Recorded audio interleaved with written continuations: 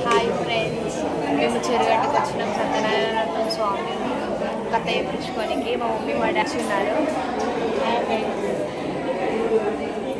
రథం పీట రెడీ అయింది. మళ్ళీ పంతులు వచ్చాక స్టార్ట్ చేస్తా.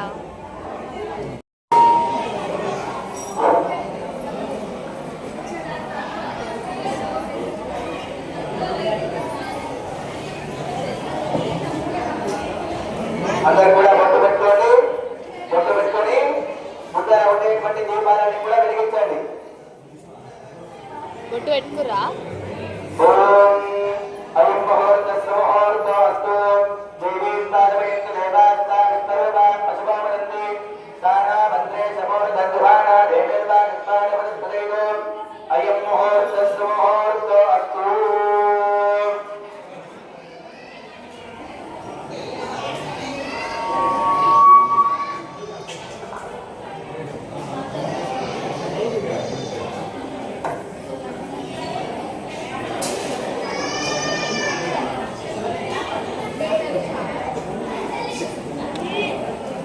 దంపతులందరూ కూడా దీపాలు వెలిగించి అగరబత్తులు కూడా వెలిగించి పక్కకు పెట్టుకోండి.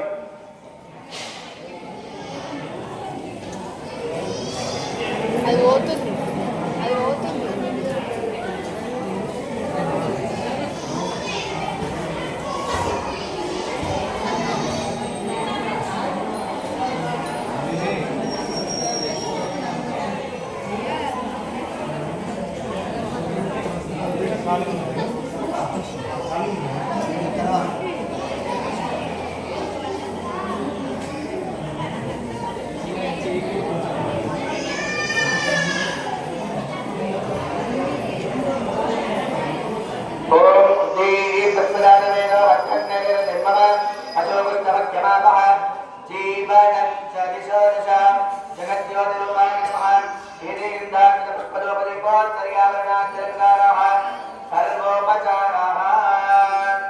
దీపాలకి నమస్కారం చేసుకొని దంపతులందరూ కూడా నీళ్లు పెట్టుకోండి గ్లాసులో.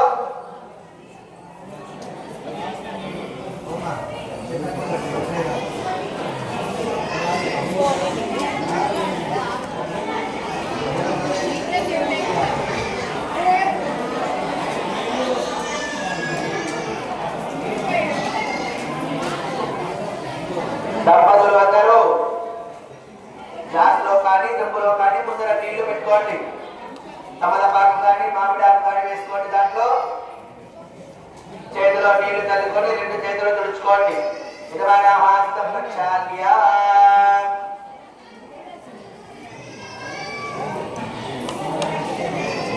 రెండు చేతులు తుడుచుకొని 3 సార్లు కుడి చేతిలో తీర్థంలాగా పోసుకొని తాగండి. ఇద్దరు ఆచమన చేయండి.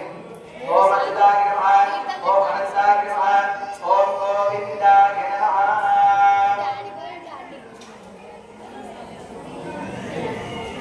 రాఘవేంద్ర, ఆ పిల్లలను దగ్గర కూర్చోమని చెప్పు. లొల్లి పెట్టే వాళ్ళు ఎవరు?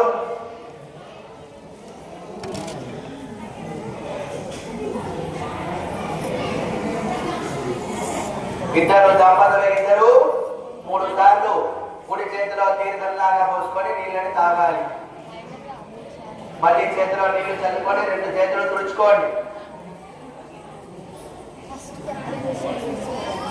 చేతులు తుడుచుకొని అక్షతలు పట్టుకోండి. చేతిలో నమస్కారం చేసుకోండి స్వామికి. ఓం కేశవాయ నమః, ఓం నారాయణాయ నమః, ఓం మాధవాయ నమః, ఓం గోవిందాయ నమః, ఓం విష్ణవే నమః, మధుసూదనాయ నమః, త్రివిక్రమాయ నమః, వామనాయ నమః, ఓం శ్రీధరాయ నమః, శ్రీకేశాయ నమః, పద్మనాభాయ నమః, ఓం దామోదరాయ నమః.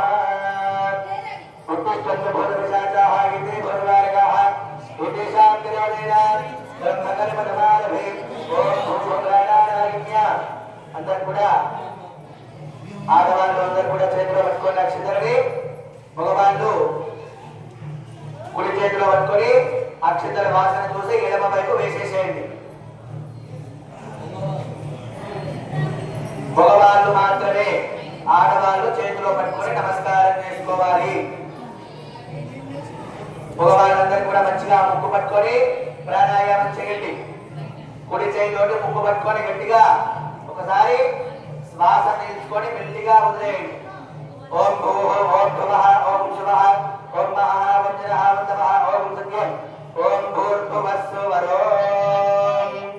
చేసి మళ్ళీ అక్షింతలు పట్టుకోండి. అరచేతిలో వేసుకోవాలి. మధ్యలో మంచిగా ఆ చేయి పూసేసి ఎడమ చేతిలో పెట్టుకోండి. ఆ చేయిని చెప్పేటువంటి సంకల్పాన్ని అందరూ కూడా వింటూ ఉండండి.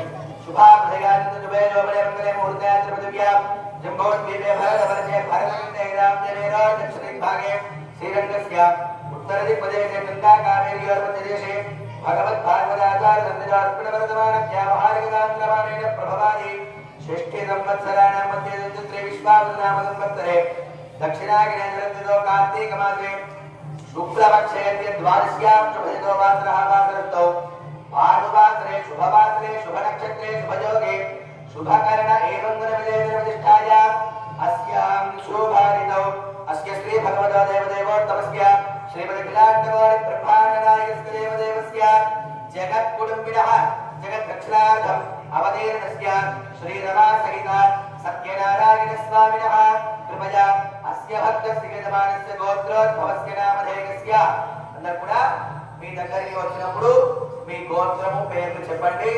ఎవరు కూడా మాట్లాడకుండా కూర్చోవాలి. ఈ పిల్లలు కానీ లేచి తిరగకుండా దగ్గర కూర్చోబెట్టుకోండి.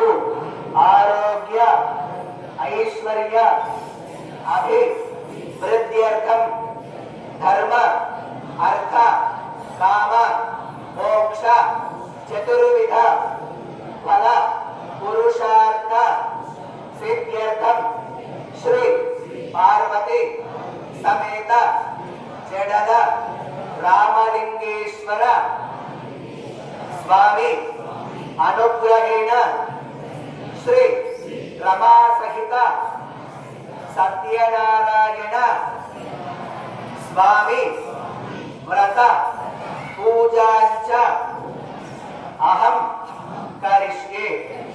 कुడి చేతిలో పట్టుకోండి అక్షింతలని. కొన్ని నీళ్లు పోసుకొని అక్షింతల నీళ్లు పక్కకు వదిలేసేయండి. ఇద్దరు అక్షింతల నీళ్లు పక్కకు వదిలేసి చేయి తుడుచుకొని మీ దగ్గర ఉండేటువంటి కంకణాలన్నీ కూడా మంటపంలో పెట్టండి. ఓమా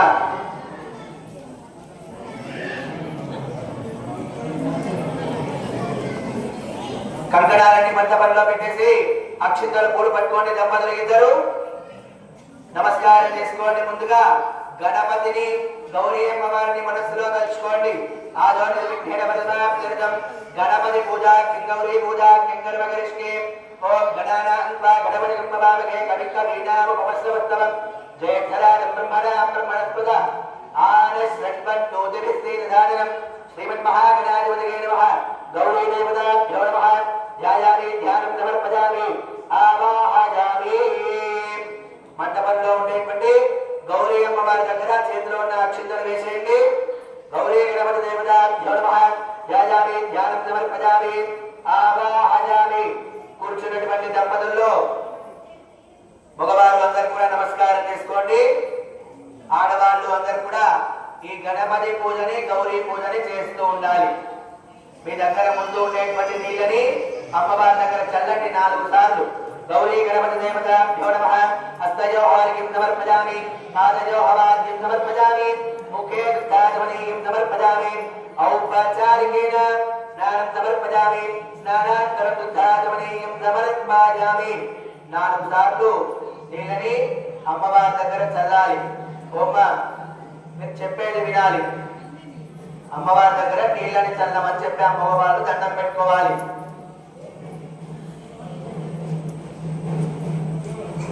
ఒకసారి పూజ మొదలైన తర్వాత మనం పూజ చేస్తున్నాం అనేటువంటి ఆలోచన మన మనస్సులో ఉండాలి. ఎలా చేయాలి, ఏ మంత్రం చెప్తున్నామో, ఏం చేయమని చెప్తున్నారు అనేది గట్టిగా మంచిగా వింటూ ఉండాలి. అప్పుడే మనం ఏం చేస్తున్నాం అనేది అర్థమవుతుంది. ఆడవారు అందరూ కూడా అక్షంతలు పట్టుకోండి చేతిలో, మగవారు నమస్కారం చేసుకోండి. గౌరీ గణపతి దేవతాభ్యో నమః. స్నానానంతరం దుగ్ధాచమనీయం సమర్పయామి. వస్త్రార్థం పవిత్రార్థం అక్షతాన్ని సమర్పయామి. అమ్మవారి దగ్గర వేసిన అక్షంతలని వేసి మీ దగ్గర ఉండేటువంటి గంధము, పసుపు, కుంకుమని అమ్మవారికి బొట్టుగా పెట్టండి. కదిలించకుండా పెట్టాలి. ఓం గంధద్వారాంజరాజర్షానిత్యవృక్షాంగరీశ్వరీం హరిద్రాది కుంకుమాది పరిమళ ద్రవ్యాన్ని సమర్పయామి.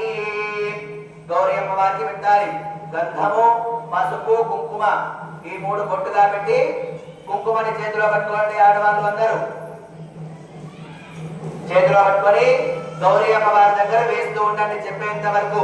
ఓం సుముఖాయ నమః, ఓం ఏకదంతాయ నమః, ఓం కపిలాయ నమః, ఓం గణగణపతిగాయ నమః, ఓం లంబోదరాయ నమః, ఓం వికటాయ నమః, ఓం విఘ్నరాజాయ నమః, ఓం గణాధిపాయ నమః, ఓం ధూమకేతవే నమః, ఓం గణాధ్యక్షాయ నమః, ఓం బాలచంద్రాయ నమః, ఓం గజాననాయ నమః, ఓం శూర్పకర్ణాయ నమః, ఓం హేరంబాయ నమః, ఓం స్కందపూర్వజాయ నమః, ఓం సర్వసిద్ధిప్రదాయకాయ నమః, ఓం శ్రీ గౌరీ గణపతి దేవతాభ్యో నమః. వేసేటి కుంకుమనంతా వేసి అక్షింతలు పూలు రెండు కలిపి పట్టుకోండి చేతిలో. నమస్కారం చేసుకోండి అమ్మవారికి. ఓం ఆగినే దేవరాగినే దూర్వారో హంతపుష్పీ మండరీకాని సముద్రస్య గృహ. ఇవే అమ్మవారి దగ్గర వేసేటి అక్షింతల పూలని నానావిధ పరిమళ పత్ర పుష్పాన్ని సమర్పయామి. ముందర వెలిగించి ఉండేటువంటి అగరబత్తులు పట్టుకోండి. వెలిగించినవి తీసుకోండి చేతిలోకి. గంట ఉంటే గంట కొడుతూ అమ్మవారికి చూపించండి. ధూపమాగ్రామయామి. ఓం మూర్ధాంతి వారుపదిత్యామి దీప్తానరపదామి రాజమగ్ని కలియుగ సంప్రాజమది నిజన ఆసన్నావాత్రంజనయుక్త దేవాః. అగరబత్తులు పక్కన పెట్టేసి ముందు ఉండేటువంటి దీపాలని మెల్లిగా చూపించండి చేతితోటి. ఉత్తేజీ పద్మదాజవేదో పఠన్నర దింపవ పశువుష్ణమగ్యమావహ జీవనం చదిశో దశ. ధూపదీపానిత్యం సమర్పయామి. అదేవిధంగా గౌరీ అమ్మవారి దగ్గర ఒక పండు పెట్టండి. అరటి పండు కానీ వేరేదైనా పండు కానీ పెట్టి నీళ్లు చల్లి ఆరగింపుగా చూపించండి అమ్మవారికి. ఓం భూర్భువస్వః దేవస్థితాధిపతి పదవీః అర్జునోర్వాహ్యాః ఉష్ణాంతాః ఆదరే. అరటి పండు పెట్టుంటే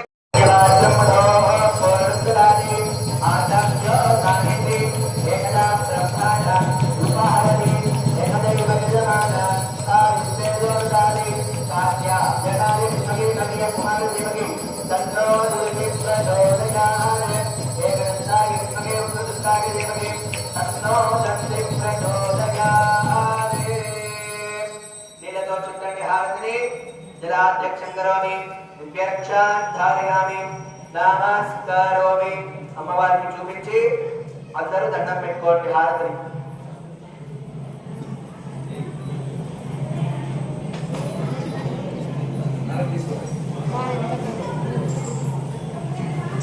హారతి పక్కకు పెట్టేసి ఎవరైతే మంటపంలో కంకణాలు పెట్టి ఉన్నారో వారందరూ తీసుకోండి.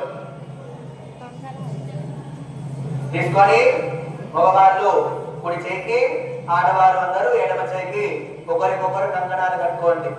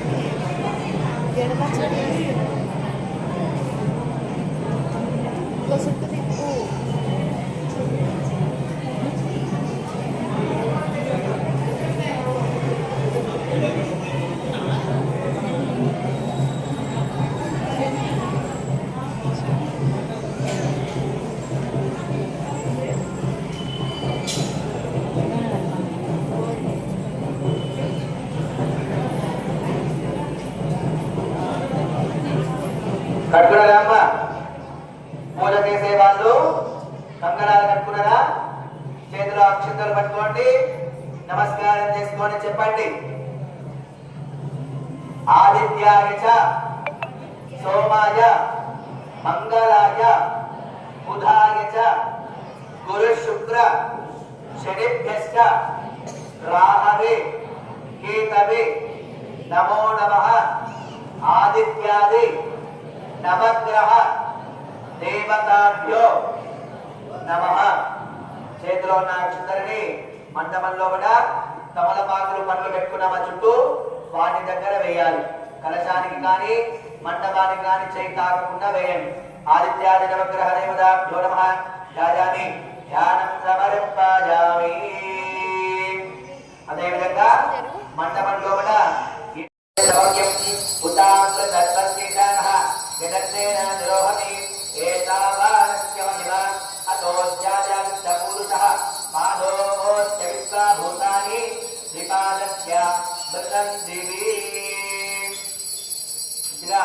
పంచామృతాన్ని చల్లేసి పక్కకు పెట్టేసేయండి. పక్కకు పెట్టుకోండి. మండపానికి ఓ పక్కకి దంపతులు ఇద్దరు అక్షంతలు ఓం సహస్రబాహవే నమః. ఓం గజాలిగ్నాయ నమః. ఓం కేశవర్ధనాయ నమః. ఓం కైటభారే నమః. ఓం అవిద్యారే నమః. ఓం కామదాయ నమః. ఓం కమలేక్షణాయ నమః.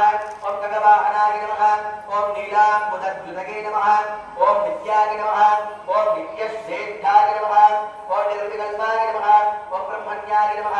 ఓం పీతవాస్తే నమః. ఓం గుహాశ్రియాయ నమః. ఓం వేదగర్భాయ నమః. ఓం విభవే నమః. ఓం విష్ణవే నమః. ఓం శ్రీమదే నమః.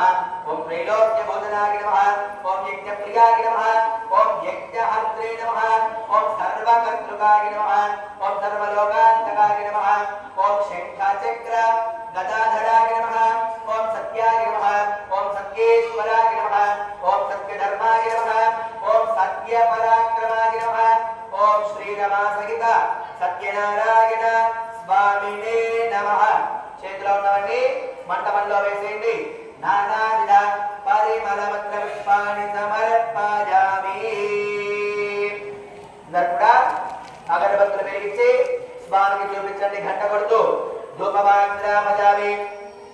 అదేవిధంగా అగరబత్త ధూపమాగ్రామయామి.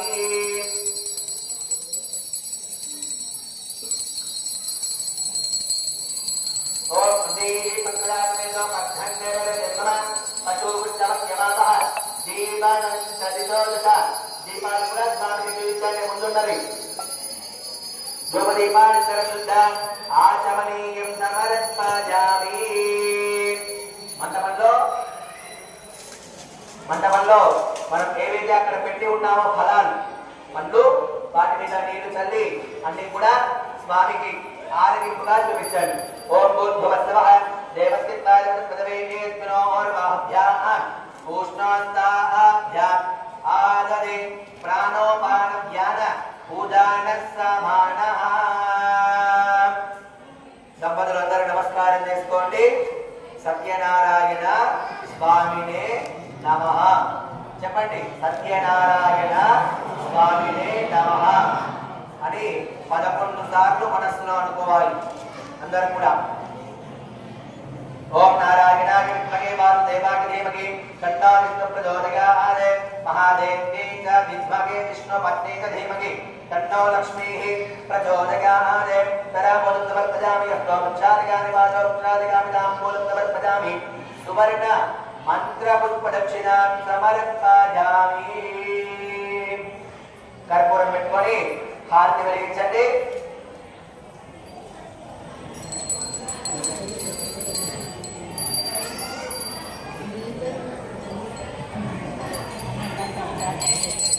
హారతి వెలిగించి కూర్చున్న వారందరూ కలిసి పట్టుకొని స్నానం చూపించండి.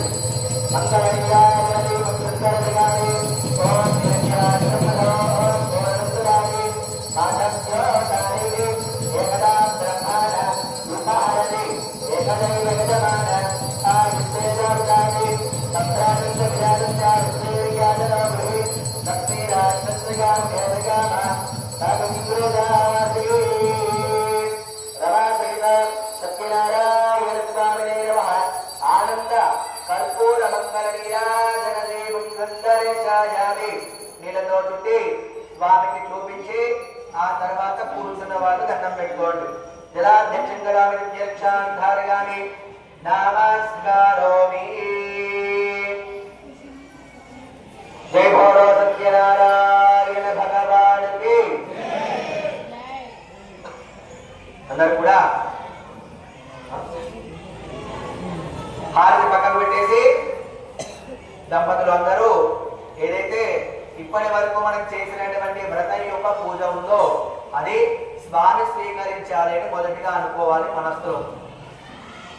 ఎప్పుడు పూజ చేసినా స్వామికి అభిషేకం కానీ ఏం చేసినా మనం చేసింది స్వీకరించాలి అని మనస్సులో అనుకోవాలి. దాని తర్వాత ఏదైతే ఈ యొక్క వ్రతం ఉందో దీన్ని ఆచరించినట్లయితే ఏ విధమైనటువంటి ఫలితము మనకి దక్కుతుంది అనేటువంటి విషయాన్ని స్వామి యొక్క వృత్తాంతాలు ఏవైతే కథలు అంటున్నామో వాటి ద్వారా అందరం కూడా తెలుసుకుందాం. 5 కథలు ఉంటాయి. ఒక్కొక్క కథని విన్నాక స్వామి దగ్గర కొబ్బరికాయ కొట్టి హారతి చూపించాలి. అప్పటి వరకు దంపతులు అక్షింతలు పట్టుకోండి చేతిలో.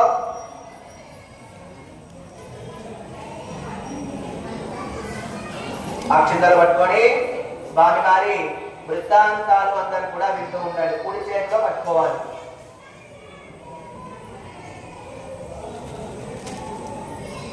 పక్కన ఉన్న వాళ్ళు ఎవరు కూడా మాట్లాడకుండా పూజ చేసే వాళ్ళని చెయ్యనిచ్చి వాళ్ళు వినేటువంటి కథలని విననివ్వాలి. గుళ్ళలో ఒక టికెట్ మీద దంపతులు మాత్రమే ఎందుకు పంపిస్తారు తెలుసా? పక్కన ఎవరైనా కూర్చున్నారనుకోండి పూజ చేసే వాళ్ళతో మాట్లాడుతుంటారు. వీళ్ళు చేయకపోగా వాళ్ళతో మాట్లాడే వాడి పూజలు కూడా వాళ్ళ భక్తిని కూడా ఇబ్బంది పెట్టిన వాళ్ళు అవుతారు. అందుకనే అటువంటి నియమం కూడా దాంట్లో ఒక భాగం అన్నమాట. అందరు కూడా నమస్కారం చేసుకొని స్వామి వారి వృత్తాంతాలు వింటూ ఉండండి. జై బోలో సత్యనారాయణ భగవానికి. పూర్వం శోణకాది మహామునులు నైమిషారణ్యములో కూడి ఉండేటువంటి సూతముని దగ్గరికి వెళ్ళి ఈ విధమైనటువంటి ప్రశ్నని అడిగారు. ఏమని అంటే, స్వామి, కలియుగానికి ముందు ఉండేటువంటి యుగాలలో నారాయణుడి యొక్క మోక్ష మార్గాన్ని పొందాలి అంటే యజ్ఞాలు, యాగాలు, తపస్సులు అన్ని కూడా చేయాలి. కానీ అదే కలియుగానికి మనం ఉండేటువంటి యుగానికి వచ్చినాక మానవులందరికీ కూడా భక్తి శ్రద్ధలు తక్కువగా ఉంటాయి. కాబట్టి వారందరికీ కూడా సూక్ష్మముగా ఏదైనా పూజ కానీ వ్రతము కానీ ఉంటే తెలుపండి అని చెప్పి అడిగారు. ఆ మాట విన్నటువంటి సూతముడు చెప్పాడు, మునులారా, ఇదే ప్రశ్నని కలియుగానికి ప్రారంభంలో నారాయణుని నారదుడు కూడా అడిగాడు. వారు చెప్పినటువంటి వృత్తాంతాన్ని మీకు కూడా తెలియజేస్తాను అని అన్నాడు ఆ యొక్క సూతముని. దాన్ని తెలియజేస్తూ నారద ఋషి అన్ని లోకాలు కూడా తిరుగుతూ ఒకానొక సందర్భంలో ఈ యొక్క కలియుగానికి వస్తాడు. భూలోకానికి వచ్చి ఇక్కడ ఉండేటువంటి మానవులందరినీ కూడా చూసి బాధపడి వెంటనే ఒక దగ్గర కూర్చొని తపస్సు చేయడం మొదలు పెడతాడు. మొదలు పెట్టిన కొద్ది సమయానికి వారికి ఉండే తపశక్తి వల్ల సాక్షాత్తుగా శ్రీమన్నారాయణుడు వచ్చి అడుగుతాడు, నారద, ఎందుకు తపస్సు చేస్తున్నావు? దీనికి గల కారణం ఏమిటి? నీ కోరిక ఏంటి అనగానే అప్పుడు నారదుడు చెప్తాడు, స్వామి, నేను అన్ని లోకాలు కూడా తిరుగుతూ ఉన్నాను. కానీ ఈ భూలోకానికి వచ్చినప్పుడు మాత్రమే ఇక్కడ ఉండేటువంటి మానవులు అందరూ ఏదో రకమైన బాధలు, కష్టాలు పడుతూ ఉన్నారు. దానికి కారణం మానసిక స్థితి కానీ, ధనము కావచ్చు, ఆరోగ్యము కావచ్చు, ఏదైనా కానీ వారి కష్టాన్ని తీర్చే మార్గము లేదా అని చెప్పి అడుగుతాడు నారదుడు. ఆ మాట విన్నాక సాక్షాత్తుగా శ్రీమన్నారాయణ చెప్తాడు నారదుడు, నువ్వు ఏదైతే కోరినటువంటి కోరిక ఉందో దానికి నాకు ఆనందం కలిగింది కాబట్టి ఉండేటువంటి ఒక ఉపాయాన్ని నీకు చెప్తాను.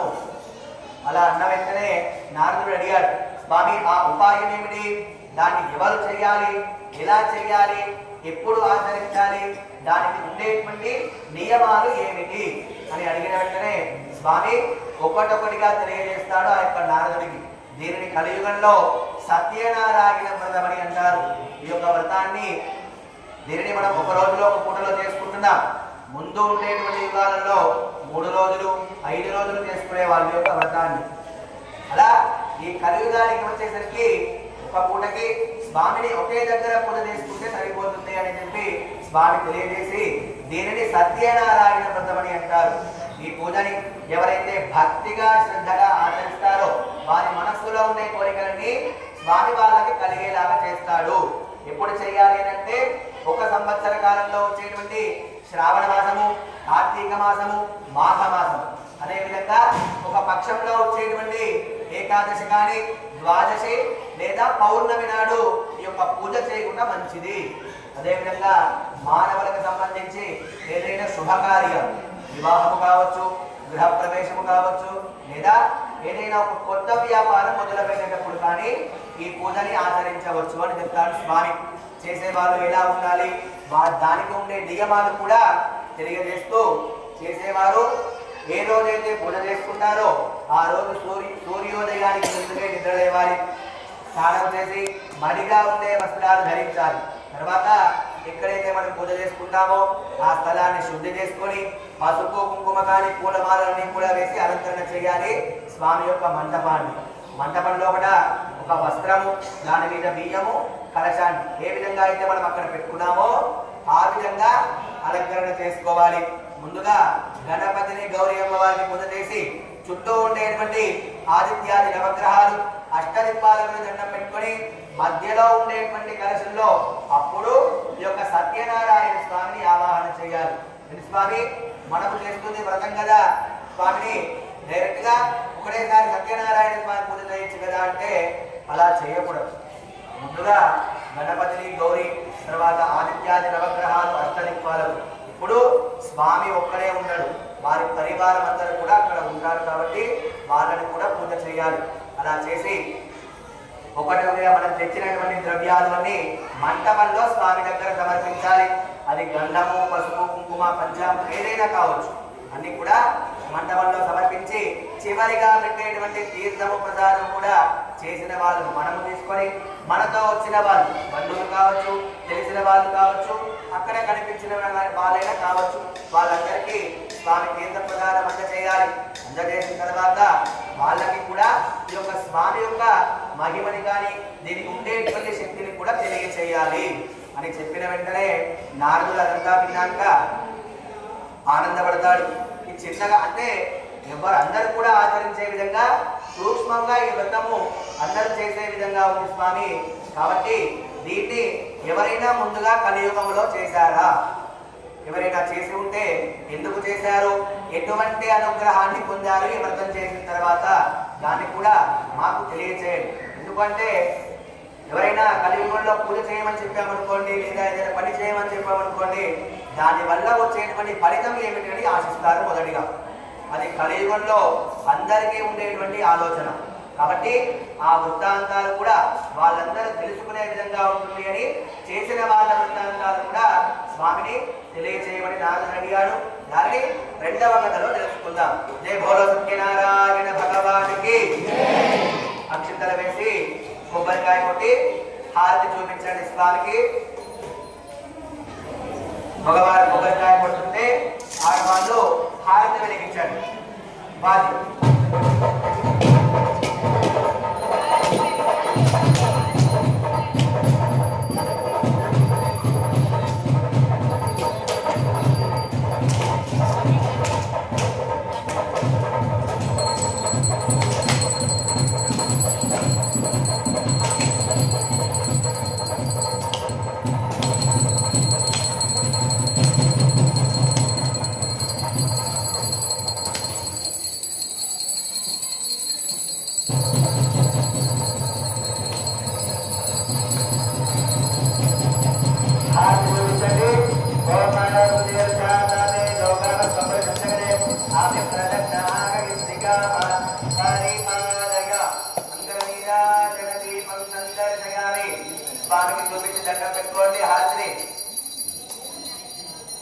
అందరూ కలిసి ఒకటేసారి చూపించాలి. పక్కకు పెట్టేసేయండి హారతిని. దంపతులు అందరూ అక్షింతలు పట్టుకోండి చేతిలో. అక్షింతలు పట్టుకొని స్వామివారి రెండవ వృత్తాంతాన్ని వింటూ ఉండండి. అదేవిధంగా ఈ వ్రతాన్ని ఎవరు చేశారు అనేది స్వామి తెలియజేస్తాడు. పూర్వం కాశీపట్టణంలో ఒక బీద బ్రాహ్మణుడు ఉండేవాడు. తనకి ధనము కానీ ఆరోగ్యము కానీ సరిగ్గా లేక బాధపడుతూ ఉంటాడు. అలా ఒక చెట్టు కింద కూర్చొని ఉండగా స్వామి గమనించి ఒక సాధువు రూపంలో వచ్చి తనని అడుగుతాడు, నీ కష్టం ఏమిటి, ఎందుకు ఈ విధంగా బాధపడుతున్నావు అనగానే ఆ బ్రాహ్మణుడు చెప్తాడు, స్వామి నా దగ్గర ధనము లేదు, సంపాదించుకుందామనుకున్నా ఆరోగ్యము సరిగ్గా లేదు, కాబట్టి ఏదైనా నా పట్ల దయ ఉంచండి అని చెప్తాడు. అలా అడిగిన వెంటనే స్వామి ఆ బ్రాహ్మణుడు చెప్తాడు, నువ్వు ఎవరివైనా సరే, ఎటువంటి వాడవైనా సరే, కలియుగంలో ఉన్నంత వరకు ఏదైతే నువ్వు చేసి ఉంటావో దానికి మాత్రమే ఫలితాన్ని పొందగలవు. అది మంచిలోనైనా చెడులోనైనా అని చెప్పి ఈ సత్యనారాయణ వ్రతాన్ని ఎలా చేయాలో చెప్తాడు. ఈ స్వామి పట్ల ఎంత భక్తిని చాటుకుంటే అంత మంచిని పొందుతావు అనగానే ఆ బ్రాహ్మణుడు ఏది కూడా గదిలేక స్వామి పట్ల నమ్మకం పెట్టుకొని ఈ పూజను చేస్తాను అని మనసులో అనుకుంటాడు. అక్కడే అలా అనుకొని చేసే విధానాన్ని అంతా తెలుసుకుంటాడు. అనుకుంటే సరిపోతుందా? తన దగ్గర ధనము లేదు కాబట్టి రేపు నేను చేసేటువంటి భిక్షాటనలో ఎంత ధనము వస్తే అది అంతా కూడా పెట్టి నీ పూజను నేను చేస్తాను అని మొక్కుతాడు. అలా మొక్కేసి ఇంటికి వెళ్ళిపోయి తర్వాత రోజు ఉదయాన్నే లేచి చేసేటువంటి భిక్షాటన వెళ్తాడు. రోజు అంతా గడిచి సాయంకాలం ఇంటికి వచ్చాక వచ్చినటువంటి ఆ ధనము ధాన్యం చూసుకొని ఆ యొక్క బ్రాహ్మణుడు ఆశ్చర్యపోతాడు. ముందు ఎప్పుడు కూడా ఇంత ధనం చూసి ఉంటాడు.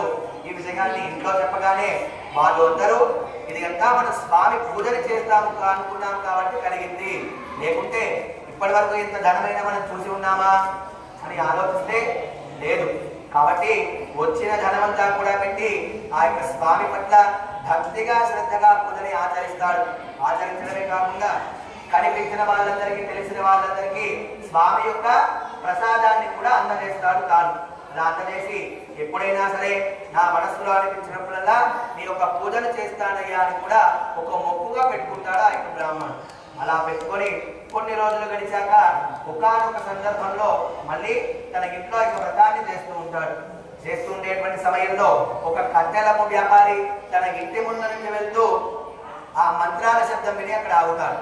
పూజ అంతా అయిపోయాక ఆ బ్రాహ్మణుని పిలిచి అడుగుతాడు, నువ్వు ఈ యొక్క పూజను ఎందుకు చేస్తున్నావు, దీనివల్ల నీకు ఏమి లాభం కలిగింది అనగానే అప్పుడు ఆ యొక్క బ్రాహ్మణుడు చెప్తాడు, ఈరోజు నాకు ధనము ఉంది, ఈ విధమైనటువంటి ఆరోగ్యము ఉంది అంటే ఈ స్వామి అనుగ్రహించారు.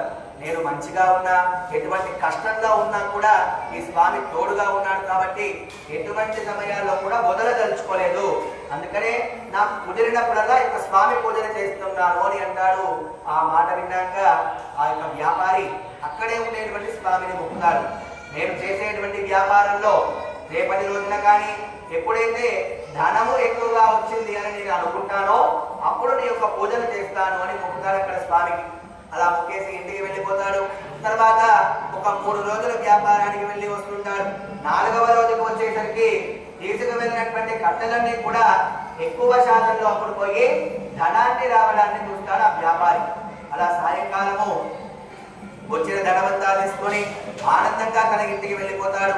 ఇంట్లో ఉన్న వారితో అందరితో చెప్పగానే వాళ్ళందరూ నువ్వు ఏదైతే ఈ విధంగా స్వామికి మొక్కుకున్నావో అందుకే ఈ ధనం నీకు కలిగింది, కాబట్టి వెంటనే ఎటువంటి ఆలోచన మారకుండా ఇంకా స్వామి వ్రతాన్ని ఆచరించు, మళ్ళీ ఇంకా ఎక్కువ ధనము కానీ ఆరోగ్యము కానీ పొందే విధంగా స్వామి పట్ల మొక్కుకోనగానే ఆ యొక్క వ్యాపారి కూడా మంచిగా భక్తిగా శ్రద్ధగా ఈ వ్రతాన్ని ఆచరిస్తాడు. ముందు చేసినటువంటి బ్రాహ్మణుడు ఇప్పుడు చేసినటువంటి ఒక వ్యాపారి స్వామి పట్ల ఒక మొక్కుగా పెట్టుకుంటారు. ఒక సంవత్సరంలో కావచ్చు, ఒక మాసంలో కావచ్చు, ఒక పక్షంలో కావచ్చు, ఏదైనా ఒక రోజు నీ పూజని మేము చేస్తూ ఉంటాము, ఎటువంటి కారణం చేత దాన్ని వదిలివేయము అని చెప్పి స్వామి పట్ల మొక్కి దానికి కట్టుబడి ఉండి వారి యొక్క అనుగ్రహాన్ని పొందుతారు. జై బోలో సత్యనారాయణ భగవానికి. అక్షింతలు వేసి కొబ్బరికాయ కొట్టేసి హారతి చూపించండి.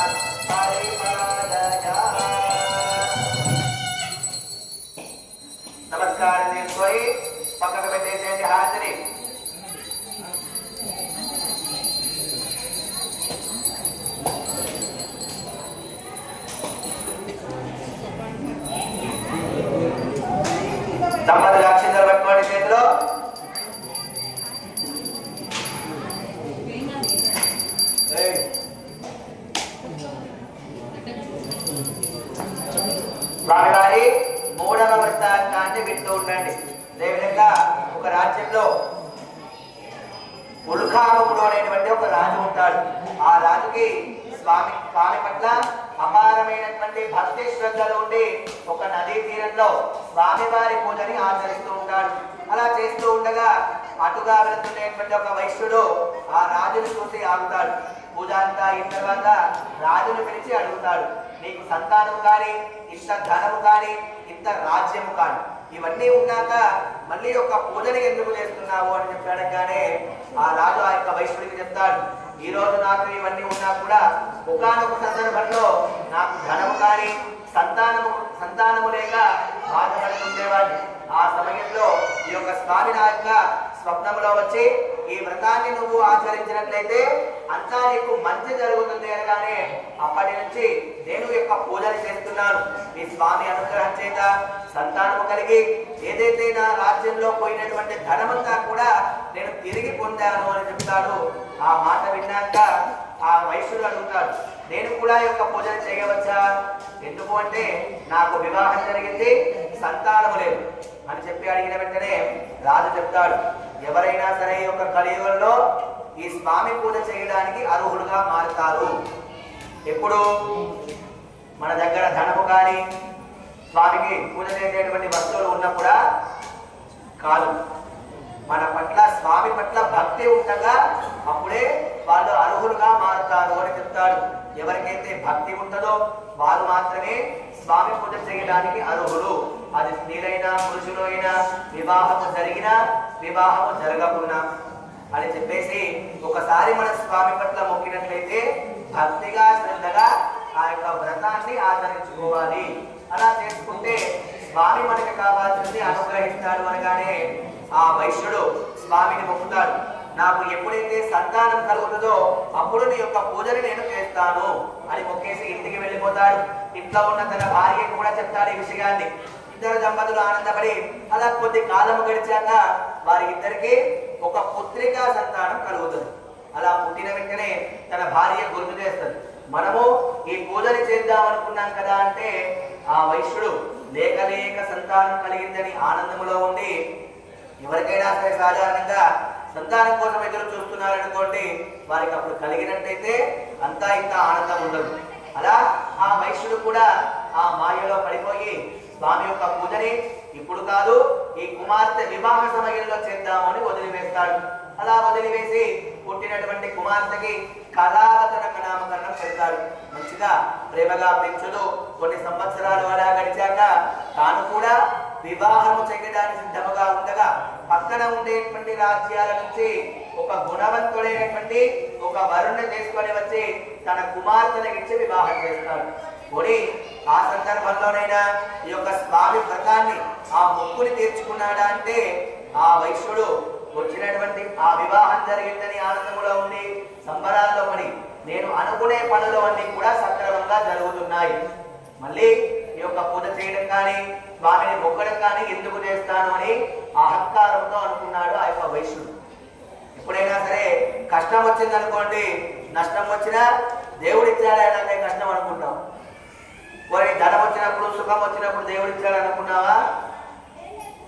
నువ్వు చేసే పని వల్ల వచ్చిందని నువ్వు అనుకుంటావు. అదేవిధంగా ఆ వైశ్యుడు కూడా ఆలోచించి అనుకున్నాడు, స్వామి గమని బొమ్మ వాళ్ళు ఎవరు మా పిల్లలు దగ్గర కూర్చోబెట్టుకోండి పిల్లల్ని. అలా ఆ వైశ్యుడు అనుకొని స్వామి యొక్క వ్రతాన్ని చేయడాన్ని అప్పుడు కూడా మర్చిపోతాడు. సత్యనారాయణ స్వామి గమనించి ఈ వైశ్యుడికి ఎలానైనా బుద్ధి చెప్పాలి, అందుకే కష్టాలు అనేవి మనం అందరం కూడా ఎదుర్కొంటాం, తనకి బుద్ధి చెప్పి తాను మొక్కుకున్న మొక్కుని గుర్తు చేయాలని స్వామి అనుకుంటాడు. కొన్ని రోజులు గడిచాక మామాలుడు ఇద్దరు కలిసి వ్యాపారం చేయడానికి పక్కన ఉండేటువంటి రాజ్యానికి వెళ్తూ ఉంటారు ఓడలో. అలా వెళ్తూ ఉండగా ఒడ్డున దిగబోతునే ముందుగా వాళ్ళకి ఎదురుగా నలుగురు ముసుగు వేసుకొని వచ్చి వారి దగ్గర ఉండేటువంటి కొన్ని మునని వీళ్ళ ఓడలో వేసి పారిపోతారు. వీళ్ళు అది చూసుకునే లోపు వెనక వచ్చేటువంటి భటులు వీళ్ళని అక్కడ వేసినటువంటి ఆ మూటలు చూసి వెంటనే రాజు దగ్గరికి తీసుకొని వెళ్ళిపోతారు.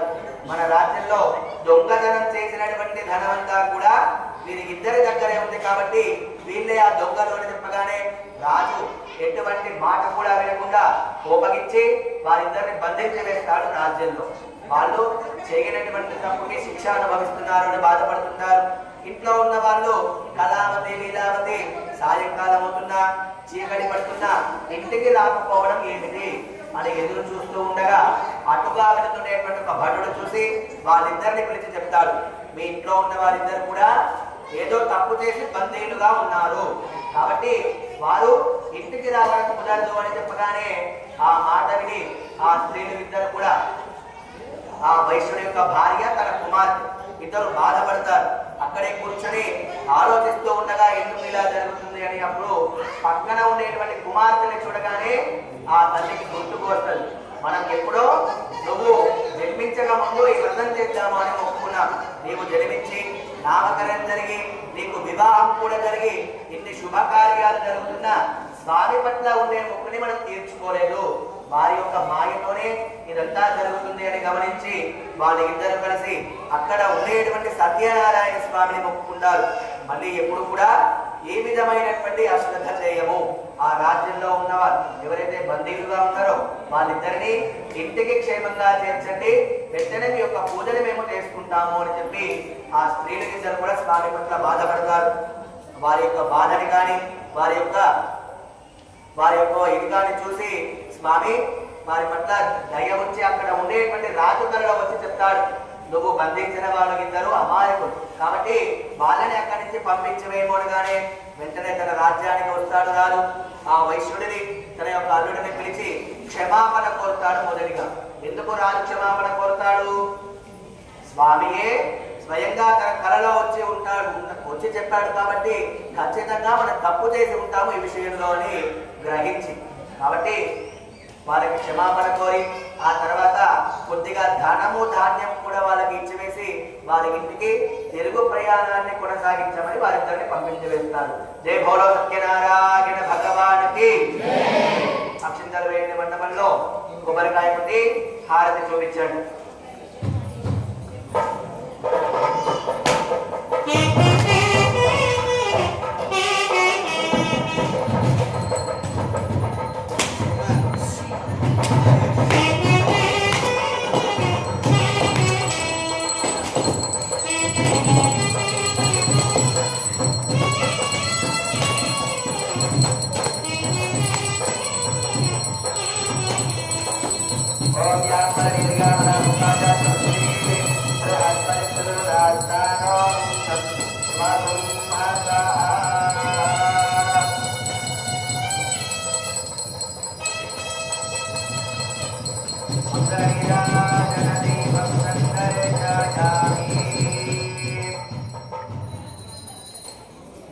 నమస్కారం చేసుకోండి. హారతికి పక్కకు పెట్టేసి అక్షంతలు పట్టుకోండి. దంపతులు స్వామివారి 4వ వృత్తాంతాన్ని అందరూ కూడా వింటూ ఉండండి.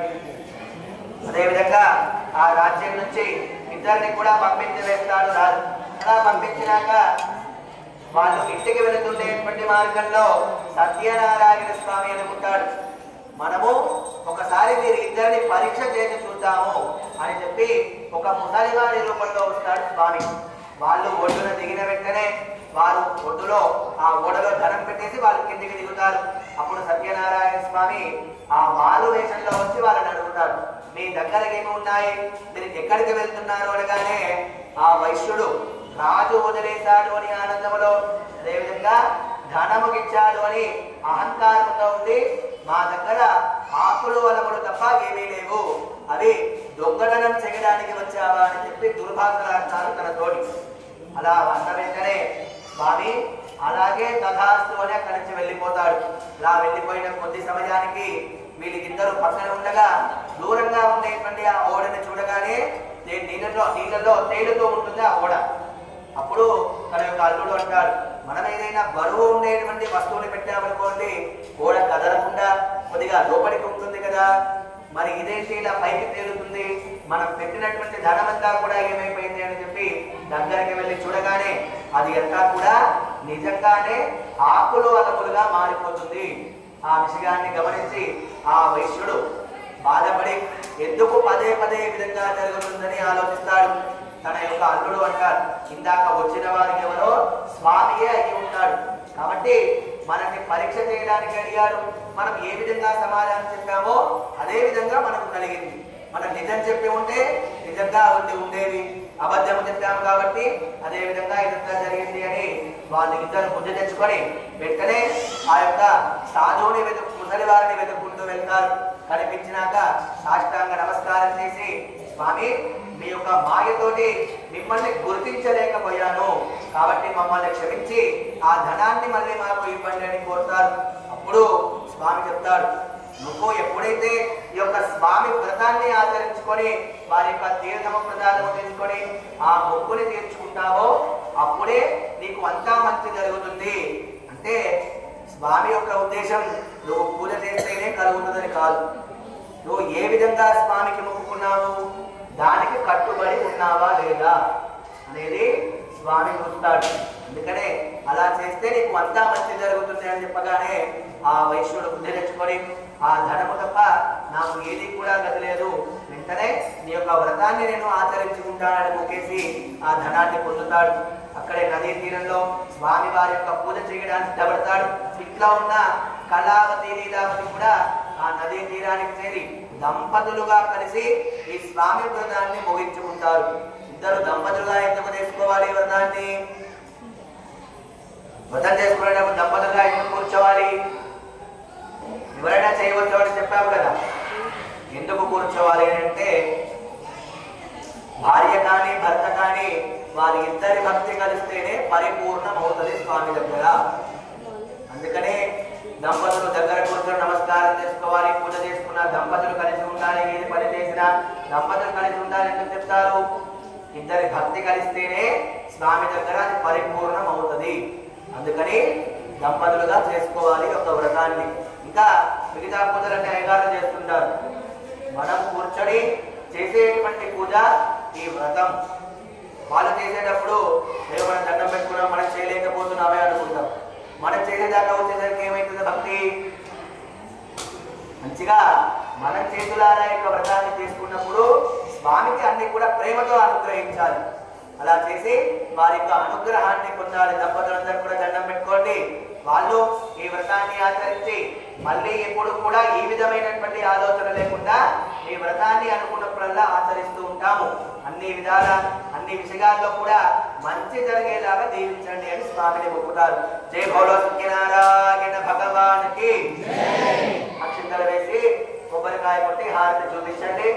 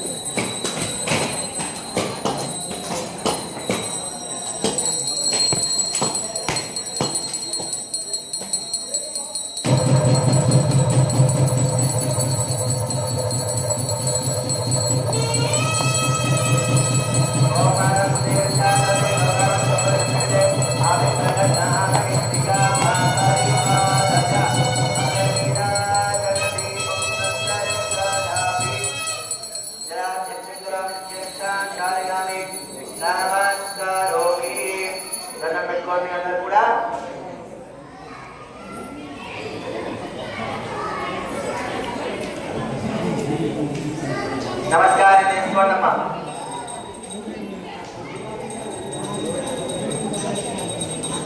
హారతి పక్కకు పెట్టేసి దంపతులు అందరూ అక్షింతలు పట్టుకోండి చేతిలో. స్వామివారి 5వ కథని 5వ వృత్తాంతాన్ని అందరు కూడా వింటూ ఉండండి. కూర్చోండి.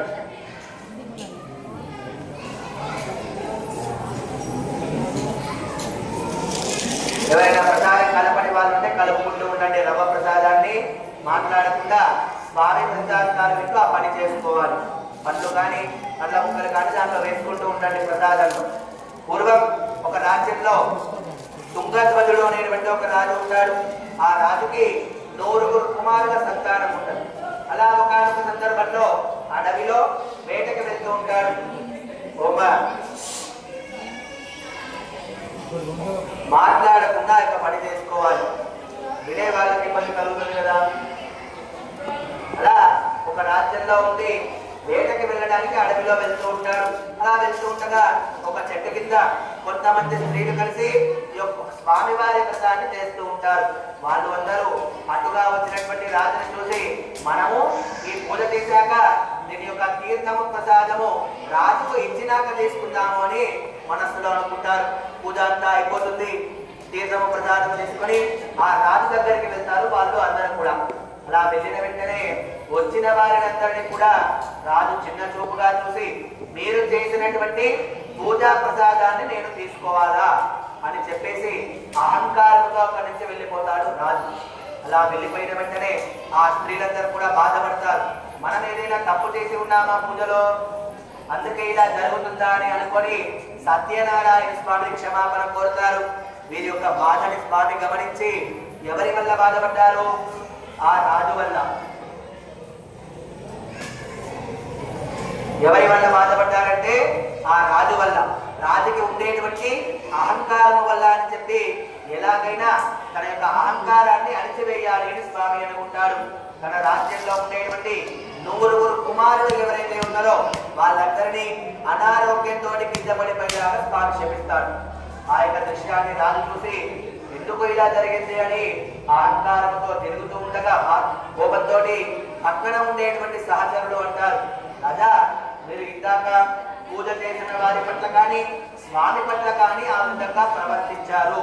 అందుకే వారి యొక్క మాయ వల్లే మీకు ఇదంతా జరుగుతుంది. కాబట్టి వెంటనే వెళ్ళి వారి పట్ల క్షమాపణ కోరి వారు ఇచ్చేటువంటి తీర్థము ప్రసాదము తీసుకొని స్వామిని మొక్కుకోండి, అప్పుడంతా మంచి జరుగుతుంది అనగానే ఆ రాజు గమనించి పూజ జరిగినటువంటి స్థలానికి వెళ్తాడు.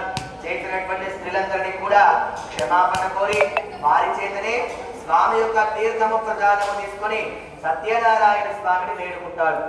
మళ్ళీ ఎప్పుడైనా సరే ఎక్కడైనా సరే నాకు ఎంత ధనము ఉన్నా, ఎంత సంతానము ఉన్నా, ఎంత రాజ్యము ఉన్నా, ఏది ఉన్నా కూడా మానవుల పట్ల చిన్న చూపుగా కానీ స్వామి పట్ల దేవుడి పట్ల అహంకారముతో కానీ ఉండను అని చెప్పి ఆ రాజు క్షమాపణ కోరుకుంటాడు.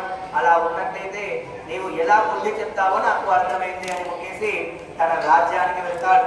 తన కుమారులు అందరూ మంచిగా ఉండేలా దీవించమని తాను వెళ్ళిన వెంటనే వాళ్ళు అందరూ మంచిగా లేచి ఉండడం చూసి ఆనందం, రాజుకి ఆనందం వచ్చేసి నేను కూడా ఇక వెంటనే స్వామి పూజలు చేసుకుంటాను మనసులో అనుకుంటాడు. ఉన్న ఫలంగా తన రాజ్యంలోనే కావాల్సిన పదార్థాలు అన్ని కూడా సేకరించి ఈ యొక్క స్వామి వ్రతాన్ని ఆచరిస్తాడు. వచ్చిన వారందరికీ కూడా స్వామి తీర్థ ప్రసాదం లేదు అని చెప్పకుండా అందరికీ అందే విధంగా చేసి తనదైనటువంటి శక్త్యానుసారంగా స్వామి వ్రతాన్ని ఆచరిస్తుంటాడు ఆ యొక్క రాజు. అలా చేసి స్వామి యొక్క అనుగ్రహాన్ని పొందుతారు. కుదిరినప్పుడల్లా మళ్ళీ ఎప్పుడైనా సరే నా రాజ్యంలో ఏదైనా నష్టము కానీ ఏదైనా బాధ కానీ కలిగినట్లయితే ఈ యొక్క పూజను మేము చేస్తూ ఉంటాము అని చెప్పేసి ఒక ముక్కుగా పెట్టుకొని దాన్ని ఆచరిస్తూ ఉంటాడు. కాబట్టి ఎవరైనా సరే ఎక్కడైనా సరే ఈ వ్రతాన్ని చేసేటప్పుడు భక్తిగా శ్రద్ధగా చేసుకోవాలి. మనం చేసేటువంటి పూజ కానీ పెట్టేటువంటి తీర్థము ప్రసాదము కానీ అన్ని స్వామి స్వీకరించి ప్రసాదంగా మనకు ఇవ్వాలి అని దండం పెట్టుకోవాలి. దంపతులు అందరూ నమస్కారం చేసుకోండి, కళ్ళు మూసుకొని. జై భోలో సత్యనారాయణ భగవాన్కి, జై భోలో సత్యనారాయణ స్వామికి. అక్షంతలు వేసిన మండపంలో మండపానికి ముందు భాగంలో చిన్నగా శుద్ధి చేసి పసుపు కుంకుమతోటి ముగ్గు వేయండి. ముగ్గు వేసిన తర్వాత ప్రసాదాలన్నీ ఆ ముగ్గు దగ్గర పెట్టాలి. పెట్టిన తర్వాత కొబ్బరికాయ కొట్టండి.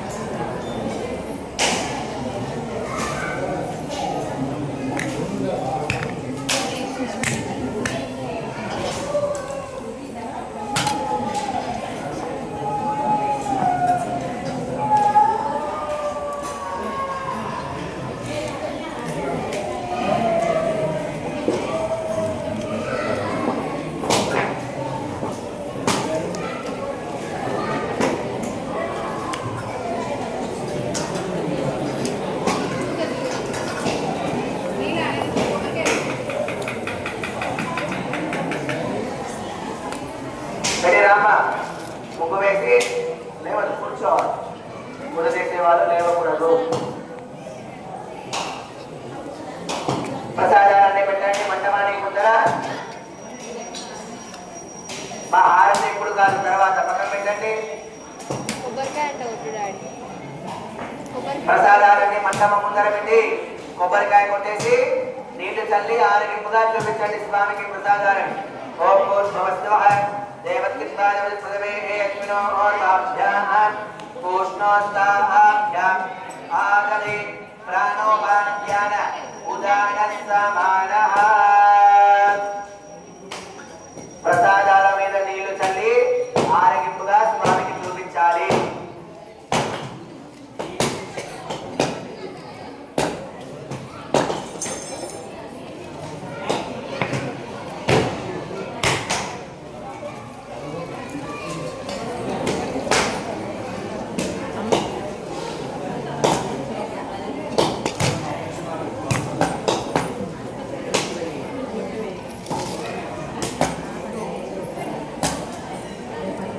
కొబ్బరికాయ కొట్టి స్వామికి ఆరగింపుగా చూపించండి ప్రసాదాలన్నీ. కొబ్బరికాయ మీద కూడా నీళ్లు చల్లండి. హారతి తర్వాత ఇప్పుడు కాదు. ఓం భూర్భువస్సువః దేవత్కిత్వాజపృథివే అగ్నినోర్వాభ్యాం పూష్ణోస్తాభ్యాం ఆదదే ప్రాణోపానవ్యాన ఉదానస్సమానః. కళ్ళు మూసుకొని నమస్కారం చేసుకోండి. తరామదం సమర్పయామి. అస్తోపక్షాదిగామి వాదోపక్షాదిగామి లాంబూలం సమర్పయామి. సువర్ణ మంత్ర ప్రదక్షిణాం సమర్పయామి. దంపతులు అందరూ కూడా లేచి నిలబడి హారతి వెలిగించి చేతిలో పట్టుకోవాలి.